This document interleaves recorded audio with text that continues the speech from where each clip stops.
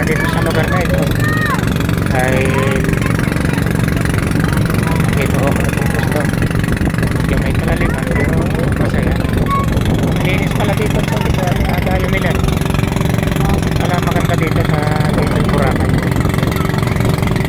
Kaya kung sakaling kayo na dito sa Calatagan, Batangas, yan makaka-cottage kayo. Parang 7,000 yata o hindi ko alam kung mga ganong kanong ano eh ang inaabot ng ano eh. Binayaran po yata namin dito 7. Marami naman mga floating cottage po dito na pwede makakila kung ganito mga panahon. Mas mabuti makapag-book kayo. Ang dami po naliligo dito. Ito nyo naman parang business namin ng ano. Dami.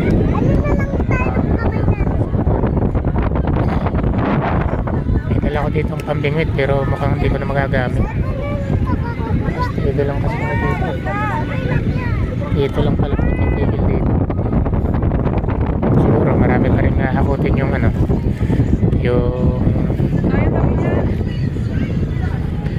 bangka na pila sa amin yun. Nandun na siya. Kukuha ulit siguro ng cottage. Kasi mga iniiwan pala dito yung mga cottage pagka ano iniiwanan na nila.